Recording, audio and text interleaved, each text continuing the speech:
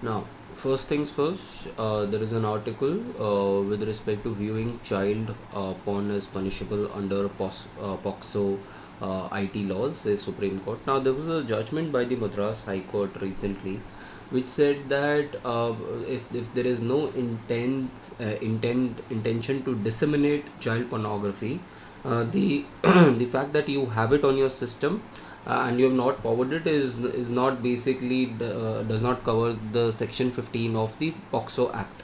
Whereas the Supreme Court has given a different verdict. What it says, and this is something which is also there on the explained page, so you can read the first part of the explained page as well.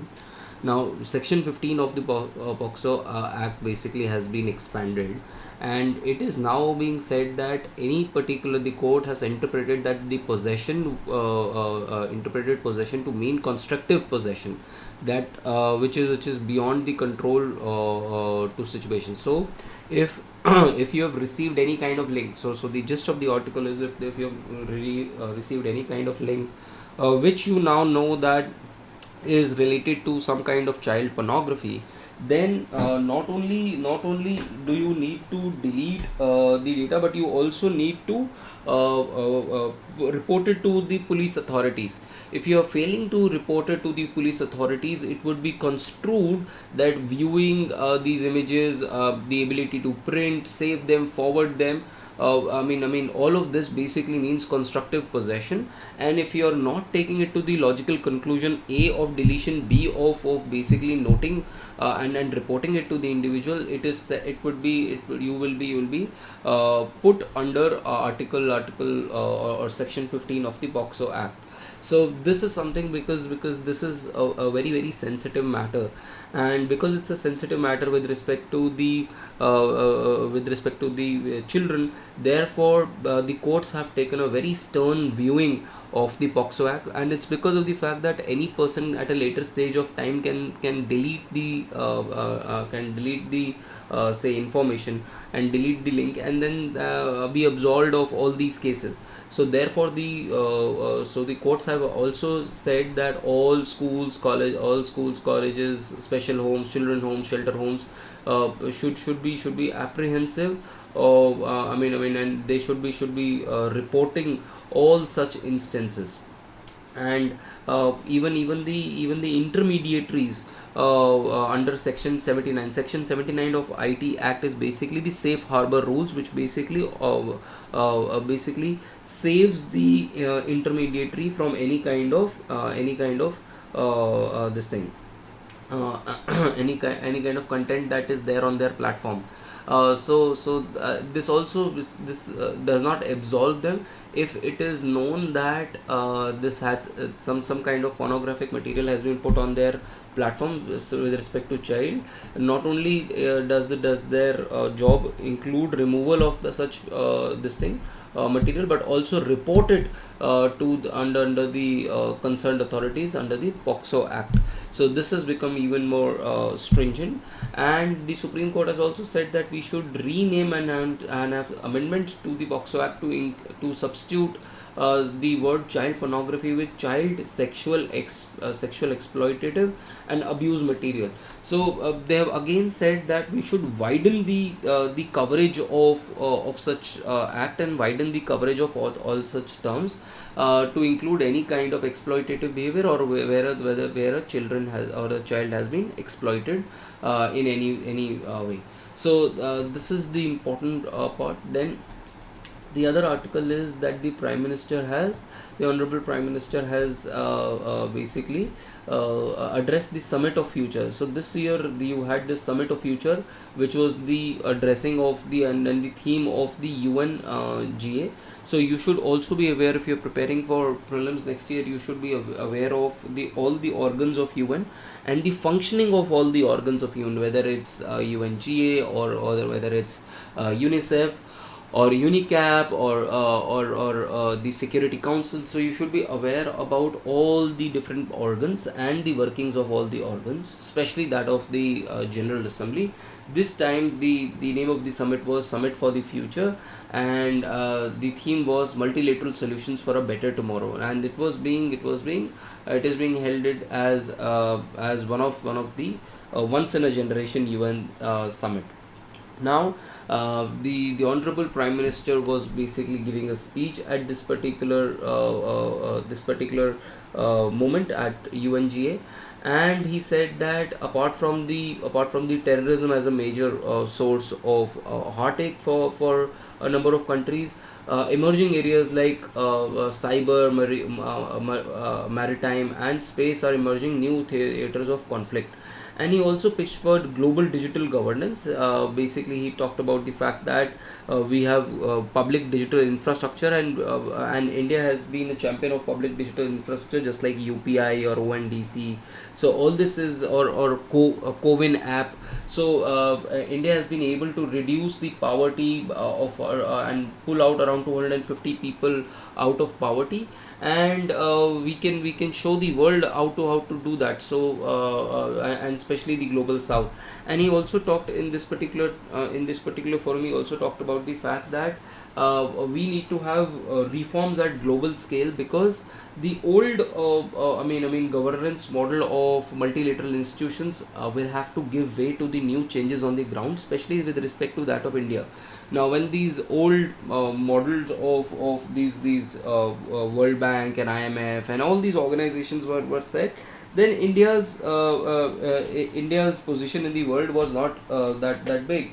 But right now, India is a major player, and then you need reforms in all these institutions to basically mirror the current situation in the world. So these are all the things that the honorable Prime Minister had talked about in this particular this thing in this particular speech. So you can read this particular article. Then maybe a third article that you want to read is as we see inspection of girls hostel triggers protests in Punjab and ALU shut, if you want to read it. But the more important article is info on EY employees death sought, report in 10 days. I told you there's an ethical concern here. You can put it as part of your ethics case study as well. Now, there was this young CA Anna Sebastian Perel, and she committed suicide, I suppose, or she died recently, and it is being said that it's because of the work pressure that was put on her by her employer that led her to this particular decision. And this is something as an ethical concern you should be aware about, because there's a lot of talk about this both on LinkedIn as well as I mean the honorable finance minister has also spoken about it, and people have not taken whatever speech that she has given. People have not taken it lightly. So you can read about that particular issue, and think about that issue in an ethical framework as well. Then apart from this, there's another news. Nearly half of the posts in the pollution board vacant, some for decades. Now, we have the central pollution control board, and we have the state pollution control boards, which are there in the union territories and states. Now, in 11 states, 60% of these jobs have been have been vacant. So this basically shows that our intention of tackling pollution both at the center and the state level.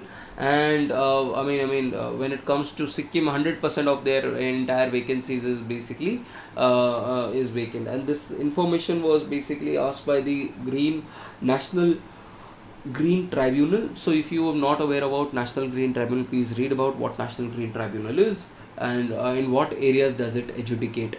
So the Central Pollution Control Board has given this data to this particular organization. Then one more issue. Okay, not this one. Yeah. Then let's come to the meat of the newspaper. The New Colombo. So there are these two articles which talk about the same thing. Let's discuss these articles now. Yesterday we had read that a new president is going to take the chair in and take the position in Sri Lanka. Now his name is Anura Kumara Disayanke. Now, this particular individual comes from a Marxist-Leninist framework, which is something which is new for Sri Lankan politics, because Sri Lankan politics till recently has never had a left ideological kind of a space. So these people were being treated as fringe elements.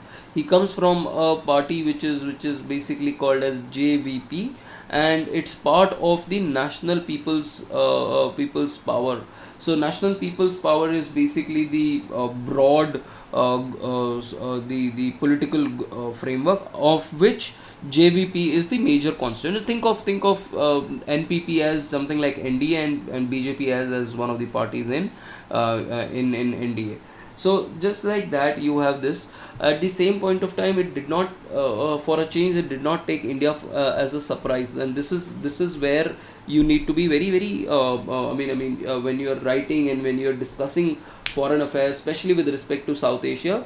We cannot have all our eggs in one basket, just as in case with Bangladesh. We'll talk about that in this particular article. Now, he was called last year, this year in February. He was called by India, and he met the honorable EAM, the External Affairs Minister, as well as the NSA, Ajit Doval. And then again, it's a change in the political framework. And earlier, Sri Lanka has also seen this turmoil, just like Bangladesh or Nepal or Pakistan. Sri Lanka has also seen this turmoil in their politics in the year 2022, where the Rajapakshas were removed and the president's house was ransacked, and then the presidency went to these guys in Vikramasinghe, and now the people of Sri Lanka has voted towards a new party, which is a left wing party. But now we also have apprehensions whether this party will have an anti-India stance or not. We already know that this party has an anti Adani stance when it comes to that Adani solar power project or the shipping project that is there. So we need to have a much more nuanced approach with the parties which are there in power. For one, the particular person did not come to power with an anti-India mandate, just like as compared to Maldives, where you had an anti-India mandate in terms of their election. While Mizu was going for elections. Now, the next thing is, just a second, folks. Let me just bring my mic. Yeah. Then the next is Maldives model in Lanka. Now, this article is a very important article. It is being written by a former foreign secretary, and which talks about that we need a comprehensive neighborhood first policy. Why we need a comprehensive neighborhood first policy is that if we see all around us, all our neighbors are in trouble. Nepal, under KP Auli, who's not had a great relationship with India, bilateral relationship with India. Then Bangladesh, we have already seen that we have had all our eggs in the basket of Awami League, and now that she's ousted and she's living in exile in Delhi, the relationship between India and Bangladesh has even soured even further. Then we are now facing constant cross-border terrorism from Pakistan again, so relation has never been great there. In terms of Maldives, we are also aware the fact that Mohammed Misu, when it came to power with an anti-India mandate. Then we have northeast, where in Myanmar we have a lot of instability that is coming. The junta is again there, and you have this dictatorship, and we already have Manipur in turmoil. So with what we see is that all across us we have all these complexities that have developed in the neighborhood, and we need to negotiate with each of them in a different way. Now, under this, we need to see the results of Sri Lanka, and we need to engage with Sri Lanka. And at times what happens is that we've already talked about this NPP and then all of that. At the same point of time, at times what happens is that people come to power with a lot of bang. For example, Mohammed Misu came to power with India Out campaign, and then later on they realize that no, you cannot change your neighbors, and there is some amount of interdependence that you have with your neighbors, and therefore you saw that Mohammad Mizu also visited India recently, and he has gone soft on his rhetoric. Similarly, while coming to power, this particular party JVP had talked about cancelling of this power project of Adani, as well as this. There was a lot of talk about this port project, but at the same point of time, these projects, as well as the Indian support that India has given to Sri Lanka in 2020. Three has been huge, and after even in 2022 has been huge, which runs to around $4 billion, and therefore it will be very difficult for any particular party to basically set a reset to all these initiatives that have been done in the past. Having said that, we need to be very careful, because this is all our in our neighborhood, and which has a huge implication on our security. Therefore, we need to balance both the needs. We need to check the needs of our country, as well as also see that whether the balance is favoring towards China or not. So this article talks about this, and you need to read it very carefully. Then another article, the medal sweep, India's performance at the Olympiad in Budapest. Now, we've already read about this particular feat yesterday, that India's men team, women's team, and in general four individuals have won the gold medal, and this shows the coming up of Indian chess. And one of the reasons that Indian chess has done well is that people are coming from tier 2, tier 3 cities, and it's because that earlier, before COVID, you could not have these coachings available, and then these computer stimulations were not easily available. Now what COVID has done, and all of this, what it has done is that it has led to a lot of these small tier 2, tier 3 city players to get connected to world class players, and take training from world class players abroad without going there, and improve their game through stimulations as well. At the same point of time, now parents have also realized that this is an important area, where their kids can get into. There is a lot of money that is coming, and the launch of that IPL like chess league that was launched, which also led to the popularization of the game. So all of this basically has led to this particular improved year, or the historic year, or the coming of the Indian 2024 can be said as the coming up of the Indian chess, India on the chess arena. Then you have the disconnected citizen. Now this article talks about the fact that there has been a recent incident you might have heard about in Shimla, where you had communal flares because of the existence of a particular mosque.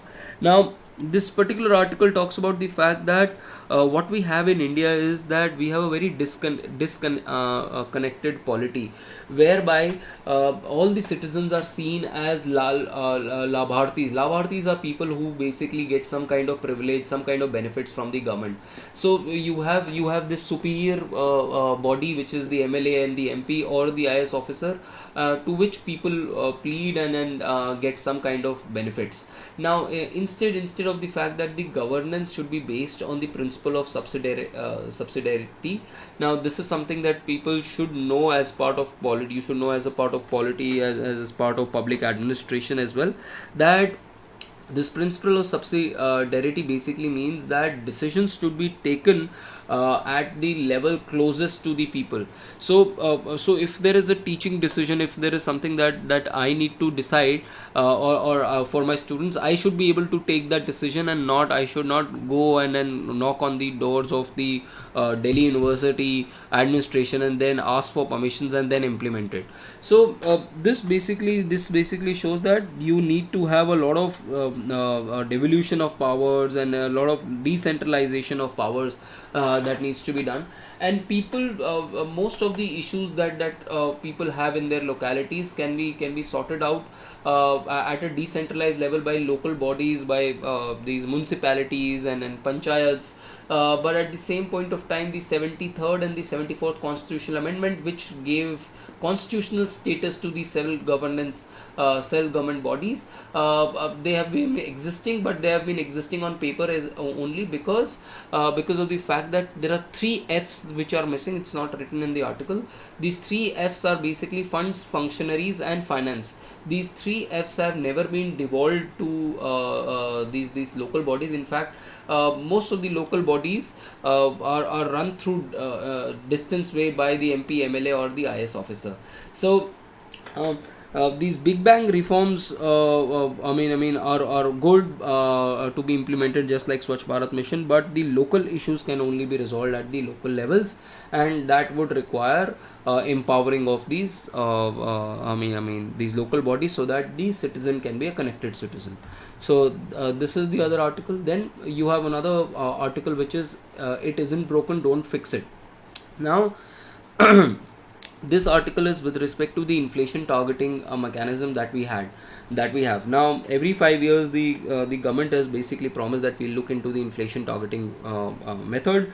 And right now the inflation targeting method that we have is basically 4% inflation is something that we target, the CPI inflation, and plus minus 2%. So the range for flexible inflation targeting is 2% to 6% in India.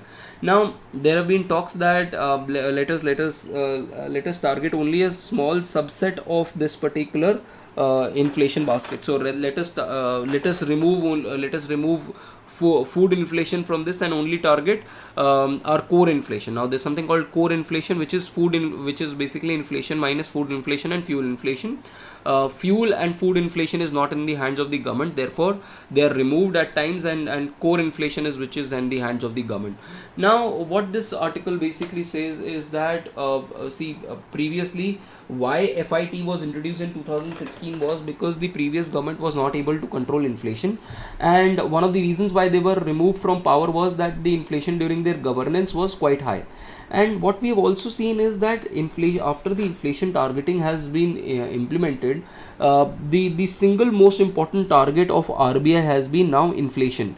Now because you have a pinpoint target of inflation, you've been able to manage it well. In fact, for the last 8 odd years, since the inflation targeting has been in place, the inflation has not gone into double digits at all, and in most cases it has been near around 5-6%.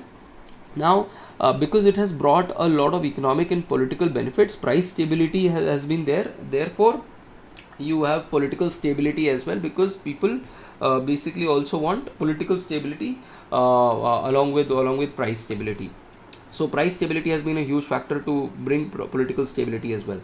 Now apart from that, what is this narrow targeting should not be there, because once public is not interested in core inflation, for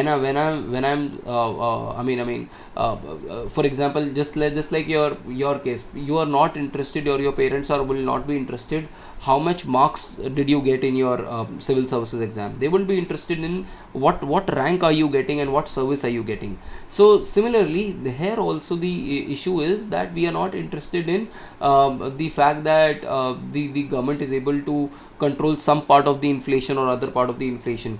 The people are interested is whether inflation has been controlled or not, and therefore you cannot have sub parts of this inflation targeting. You need to target the entire CPI.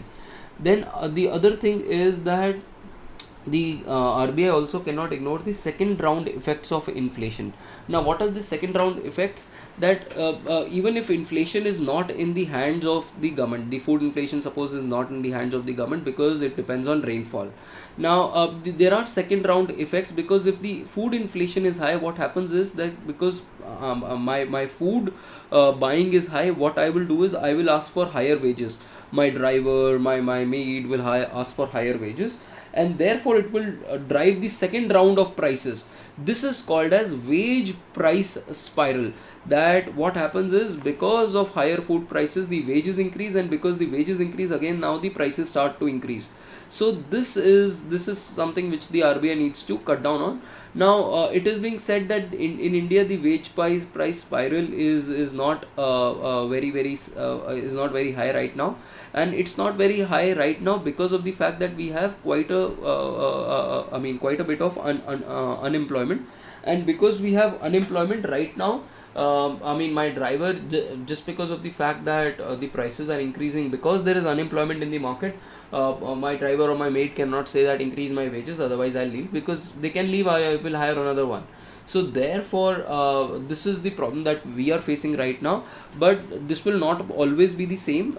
This scenario can always change, and therefore we need to strengthen our and double down on our our inflation targeting, which is working fine till now.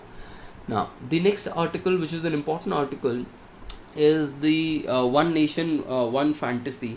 Now it's a very beautifully crafted critical analysis of one nation one election. Now that's why you should read all kinds of articles, because you will get multiple perspectives of national policy. Now one of the perspectives is that this commission has recently given its report. The high level committee on holding simultaneous election has recently given its report. And what Yogendra Yadav says is that it has basically and this is a beautiful line to start with, so you should at times note these lines, that the world is full of clever answers in search of a genuine question. So what Yogendra Yadav basically says is that the conclusion of this report was already there, and now they were searching for questions how to justify that conclusion in this particular report. So and the way and the people who were put onto this particular committee were all people who were basically from the central government, and people who you already knew that will not give any dissent to this particular thing. Now there have been a lot of talk about that there should be one nation one election, because India has always been on election mode, and there's a lot of money that goes into this particular process, and a lot of time wastage is there, and then model code of conduct is there in each part of the country, and there is no that the developmental process goes for a toss. These are all general arguments that are there when we talk about this. But at the same point of time, let's talk about how many in one particular area in 5 years, how many elections are there. There could be 3 elections. One could be for the national election, the other could be for state election, and the third could be municipality elections. Now making municipality elections and state elections together could be something which is violative of the basic structure of the constitution, because this is something which where you are changing the federal principles of having these elections of local bodies together with that of state and national bodies. Now so the first thing is that is this a big disruption or not. The second is that all these announcements that are made the model code of conduct, all these changes can be made through policy means as well. Now policy means how that the Election Commission of India has the power to make all the elections simultaneously, which are to be conducted in 6 months, and even to be extendable to 12 months. So any particular election which is supposed to happen in the next 12 months can be held simultaneously. Already the power is there, and the election duration can also be shortened by the Election Commission of India through the Model Code of Conduct.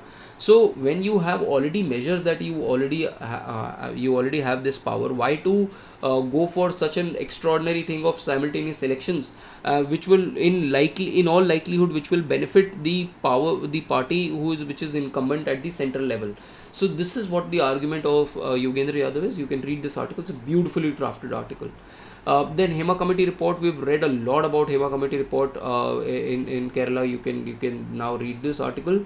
Then how SC strengthen child pornography law. I told you that this is the provision. The section 15 is now what has been expanded by the Supreme Court, and it is basically the fact that possession, the High Court basically said that the mere possession does not make violation of the provision, since he has not used this particular clipping. But at the same point of time, the Supreme Court says and basically expanded the definition of possession, and says the power to control the material is, and the knowledge of exercise of such control is basically possession. If you have the power to delete it, to forward it, that means you have that power, and you should have gone to the appropriate authorities by reporting it. So this is what the article says. Now the next article is why dengue cases have surged. Now dengue is a vector-borne disease which is infected. It's a viral infection which is infected through this Aedes aegypti mosquito, the female mosquito. And this time around, across the world and across the northern part of the country, you are seeing a explosion of these cases, and there are three major reasons for this. The first reason is urbanization, because you have large population, there's ample free breeding grounds, because there's still and clean and stagnated water, which leads to the generation of these mosquitoes. Then climate change. Because of climate change and heat and higher temperatures, you can even find dengue and malaria mosquitoes in Ladakh now. So that has led to faster transmission of the virus and amplification of the mosquitoes. And the third is movement of people. Because of movement of people, the infections are moving from one part of the world to the other part of the country, and the immunity of the people are also getting weakened. So this is something what is happening. And the last article that you need to read is drought, deforestation and climate change. Now in entire South America is going through a period of drought, and along with period of drought, a large part of Amazon forest in Brazil and in Bolivia and Paraguay are basically burning. And it's because of the fact that because of the previous El Nino cycle that was going on, and the fact that you have the governments of these very nations have not been very active in terms of conservation of the Amazon forest. Apart from the fact that because of global climate change, what has happened is that the temperatures are increasing, and you are seeing forest fires not just in South America, throughout the world. Australia, US, South America, India, all these countries are seeing these forest fires, and this is something which is a consequence of global warming. So this is the other article that I want you to read. Then finally, you can read this particular article. PM attends fruitful roundtable with tech CEOs, highlights India's growth story. And the other article that I want you to read is unemployment rate unchanged at 3.2%. But this is not the unemployment rate that we usually take. We take something which is given by the periodic labor force survey as the most as the better source. But you should know what the way of calculation of unemployment is. Maybe in some other article we will talk about India's calculation and what is this labor force participation rate, worker population ratio, as well as what is this usual status and usual and principal status. So this is all about our newspaper, folks, and we will meet tomorrow at same time, and we'll discuss tomorrow's newspaper. Thank you very much. I'll see you tomorrow. Bye bye.